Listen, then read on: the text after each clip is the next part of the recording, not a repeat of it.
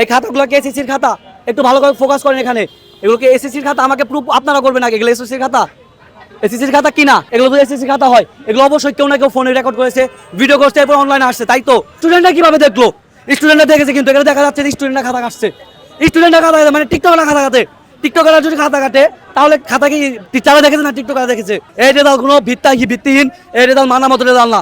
যারা ফেল করেছে তাদের রেজাল্ট খাতাগুলো আবার দেখা হবে।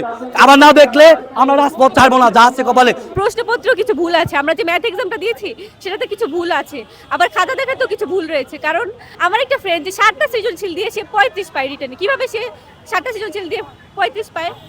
আর হচ্ছে আমি নিজের ক্ষেত্রে বলতেছি, আমি ম্যাথে ফেল করছি। ম্যাথটা আমি মোটামুটি এত ভালো না পারলেও মোটামুটি পারতাম, যে পাস করবো এরকম ভয় ছিল না যে ফেল করবো, কিন্তু সেখানে দেখা গেছে আমার ম্যাথে ফেল আসছে। আমি টিকটকারকে দিয়ে খাতা দেখানো হয়েছে, দেখছি যে টিকটকাররা ভিডিও করছে, এগুলো খাতা ভিডিও করে ছাড়ছে ওরা যে ফেল করতেছে। বান্ডেল থাকলে প্রতি সেনমানিতে টাকা বাঁচবে। বিকাশ সেনমানি বান্ডেল কিনে জিতুন প্রতি লেনদেনে।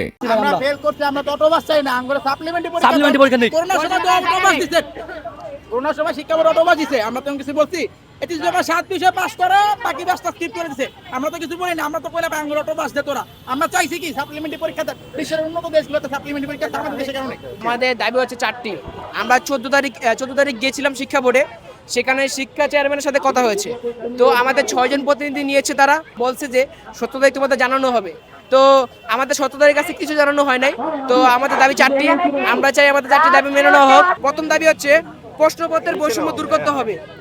বোর্ড ভেদে প্রশ্নের মান ও জটিলতায় যে অসমঝোতা ছিল তা বিচার করে উপযুক্ত ব্যবস্থা নিতে হবে।